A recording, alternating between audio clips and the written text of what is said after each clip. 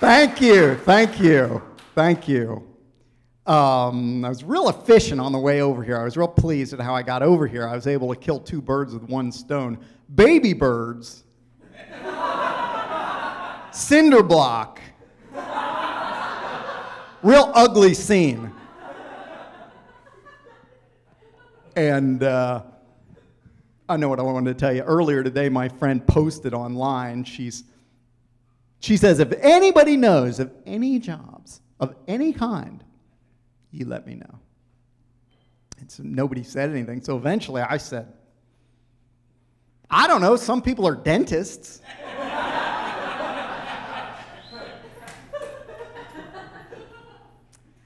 And yeah, it's tough out there. I understand. I'm not doing as well. I know I'm pretty well turned out up here on stage, but frankly, it's an illusion. I had to return Yoo-Hoo bottles to get up the scratch to rent this little ensemble you're enjoying this evening. At home, I have to wear barrels and suspenders, which any student of American history will tell you is a sign of hard times. And I used to make a real nice 6-figure salary as a 3rd shift baker over at Dale's Day Old Donuts.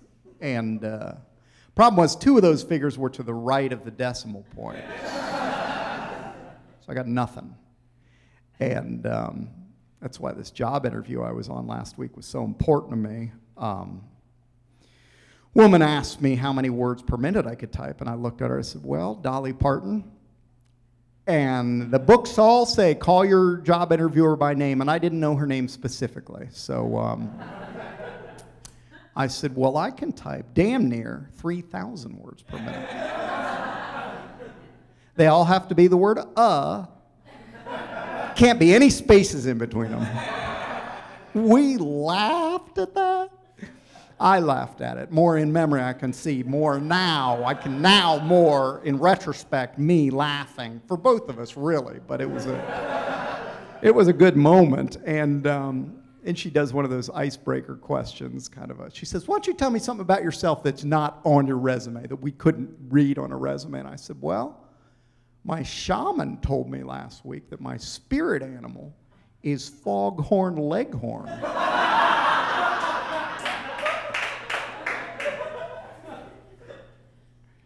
She enjoyed that. And then she asked me that kicker. They always ask you what kind of a job situation would make you uncomfortable. And I said, geez, that is tough, Lorna Doone.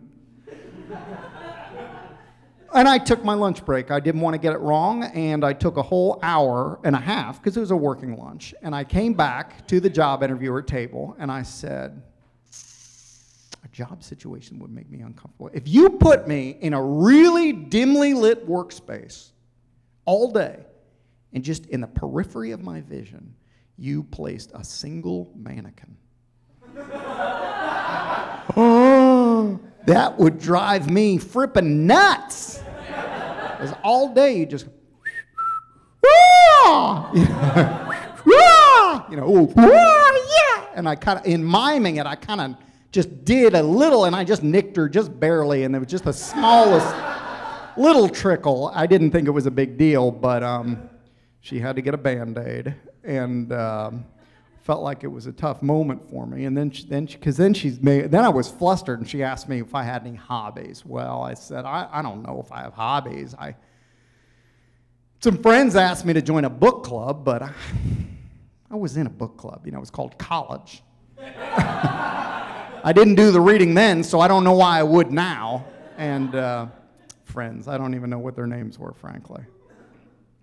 I just just added that last part. I thought it was fun. But then she asked me, as a final question, she asked what kind of innovative ideas I've had on the job. You know, she wants to know what I can contribute, what kind of innovation I could bring. And I said, that is an interesting question. I said Clytemnestra. I called her because I just kept, I was getting my wheels moving. And I said, you know what? I remember one late shift at Dale's Day Old Donuts. I thought of something, and it's true. You don't really think about a penguin as having innards necessarily, do you? I mean, doesn't it seem like you just go in there and it's just more penguin? Like an eraser, almost. And I must have frozen like this for about an hour and a half. She and I just locked. And finally, I had to kind of break the spell that we had going, and I left. But I'm hoping to get the job, so wish me luck. Thank you so much. My name's Robert. Thank you. Thank you.